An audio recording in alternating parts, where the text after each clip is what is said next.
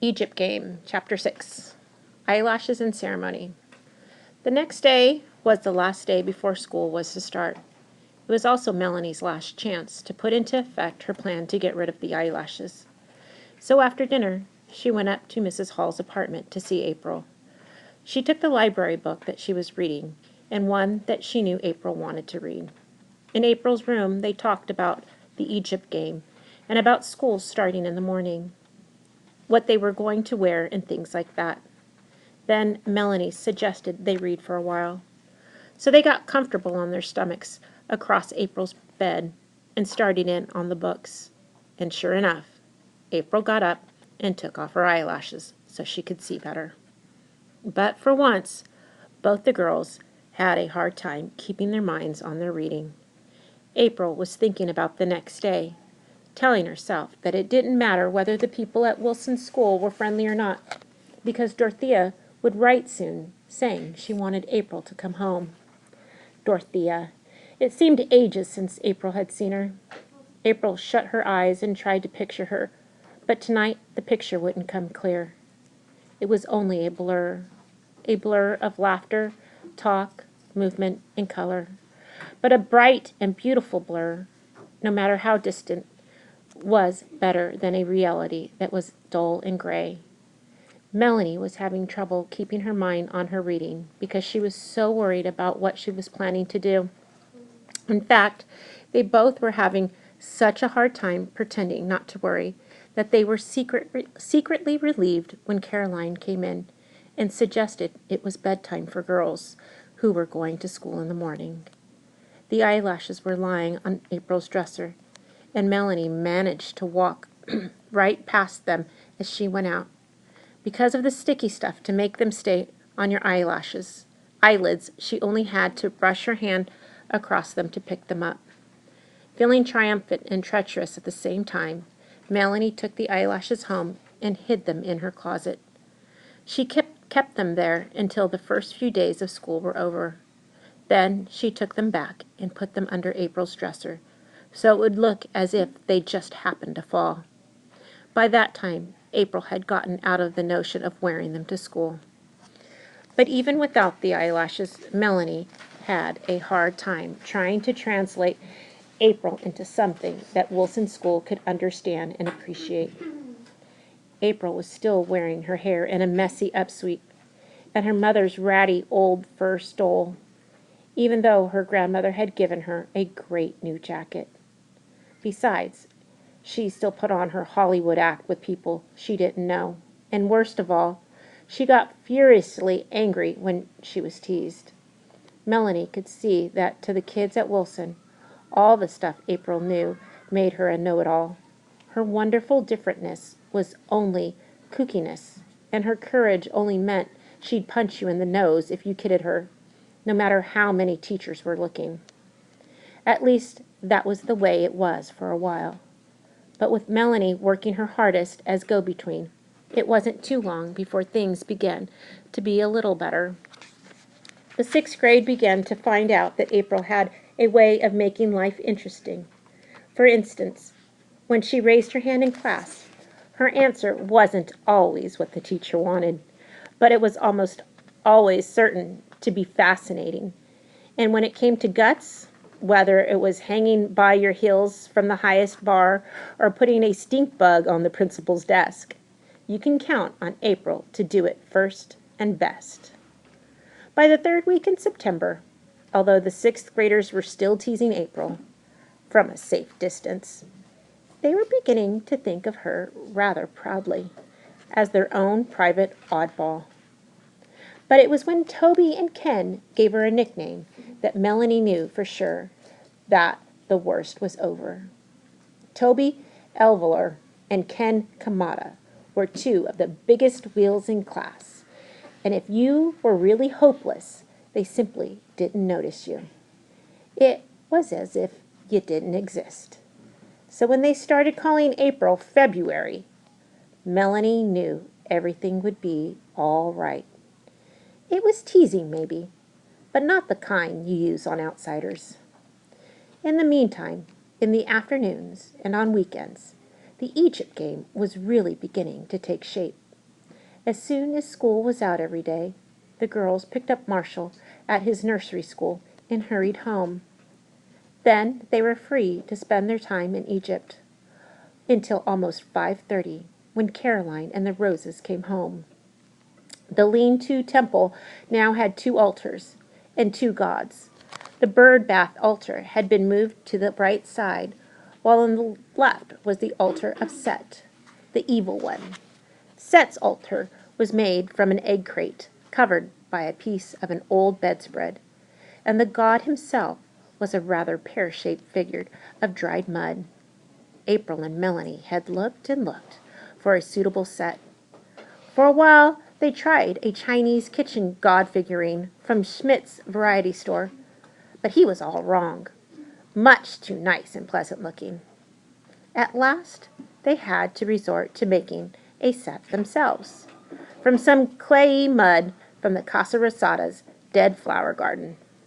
Except for his glowing eyes, which were made of glass buttons of a deep fiery red, he didn't turn out particularly well. In fact, at first he seemed rather laughable. But as time passed and the game progressed, Set's face hardened and cracked into a wicked leer, and it became clear that his strange, sunken, formless body was the very shape of evil.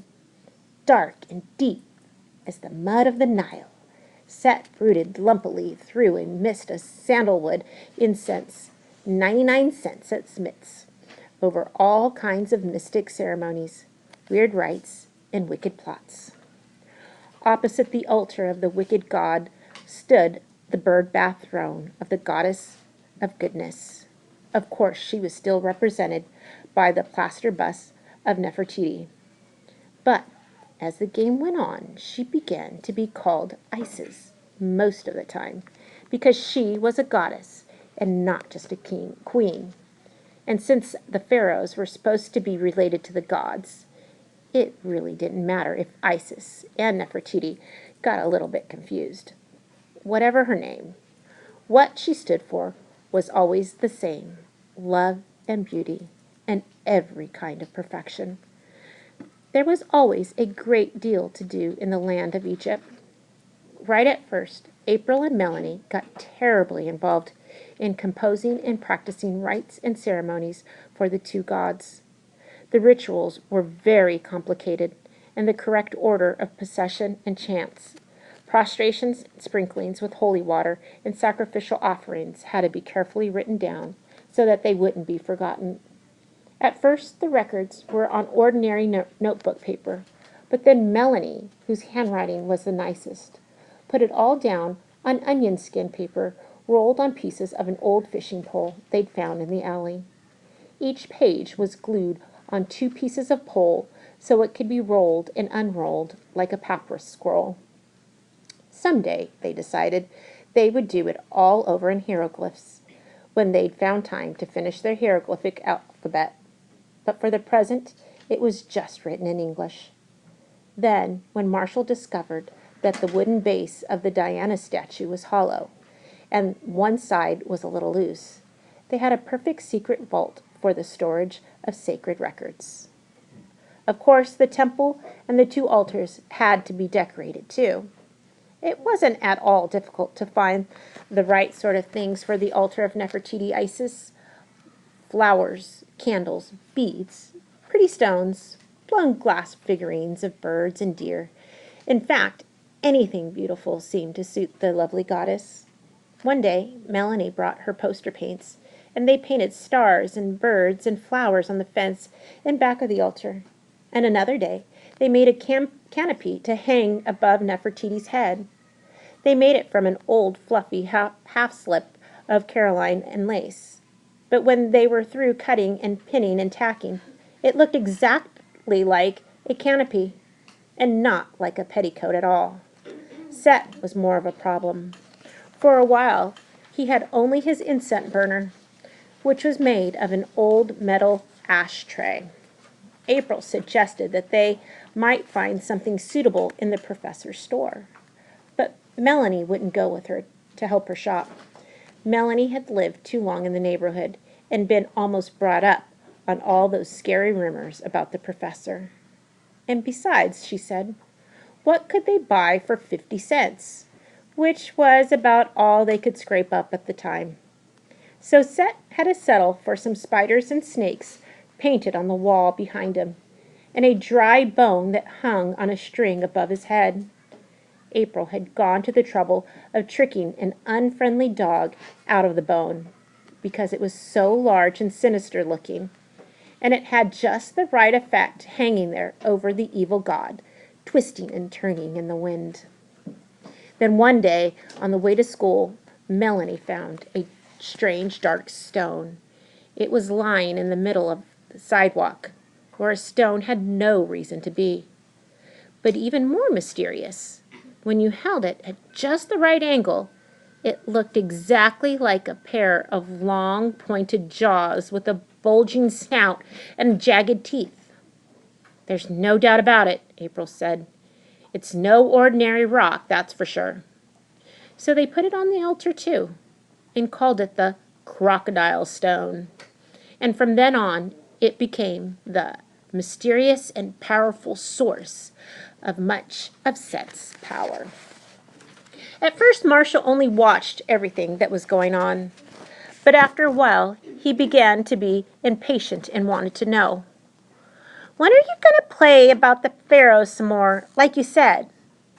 When April told him they wouldn't be ready for that for a long time, his chin began to stick out. So, to keep him happy, they let him start being a sort of junior high priest. At the next ceremony, which was to be the presentation of a dead lizard as a sacrificial offering to Set, Marshall marched at the head of the procession and sprinkled holy water from a tuna can. He did a good job, too, except that he wouldn't put security down, not even to be a high priest. At first, April said nobody could be the high priest of an evil god with a toy octopus hanging around his neck. But she finally agreed they could pretend it was some kind of fancy ceremonial robe. And when the procession was over, she had to admit that Marshall had done awfully well for a little kid. He even remembered all the words to the chant, and he sprinkled in all the right places, she said wonderingly, but Melanie wasn't surprised at all. That's the way with Marshall, she said. He's been awfully grown up ever since. Oh, since about the time he started walking. That is, about everything except security. I guess he's not very grown up about that. Dad says the reason Marshall needs security is that he had such a hard time being a baby. Dad says being a baby offended Marshall's dignity. April shrugged. Yeah, I guess everybody has something they're not very grown up about, she said.